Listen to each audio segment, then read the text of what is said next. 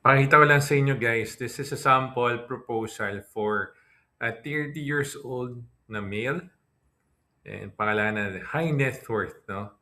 And for this kind of plan, we're showing a whole life plan na 5 years to pay.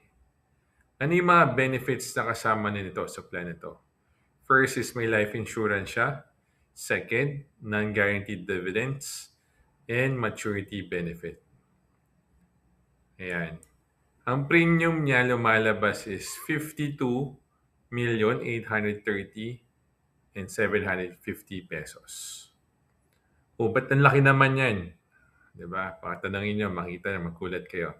Kasi, ang life insurance benefit na makukuha niya is 1 billion. Ayan, ganyan kalaki rin.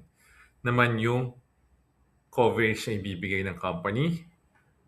And then, pakita ko na yun later on yung mga dividends. Maturity benefit. So, just in case, no, walang mangyari doon sa policy owner and then also to the insured, kung isa lang naman sila, umabot siya ng age of 100, i-award sa kanya yung 1 billion. So, ganyan kaganda yung plan natin. Alright? So, up to, meaning kasi pag whole life, up to age 100 yung coverage niya. So, for this plan, 1 billion. Ang annual premium lalabas ng 52,830 and 750,000. Pero may mga options naman siya to pay annual, semi-annual, quarterly, and monthly. Okay? So since 5 years to pay siya, yan, until the age of 35, magbabayad siya ng 52 million, 52 million, 52 million, 52 million, and lastly, 52 million on the 5th year. No? Right? Kung scenario 1, kung dividends lang, di ba? Ang current rate ng dividends is 3.9%. Ito yung makukuha niya mga dividends on the first year, second year,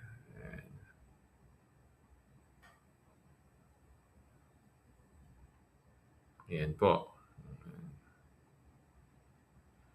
Hanggang siguro age 50, ito natin, 81 million na yung dividends na makukuha niya. Okay? Non-guaranteed na part yan na guys. What if naman scenario number 2? So dividend pa rin pero lower yung rate. So kanina we looked at 3.9%, ngayon is 2.9% lang. So compare natin by age 50, 75 million. Kanina kasi by age 50, 81 million. So may difference sa 6 million. Ganun po siya.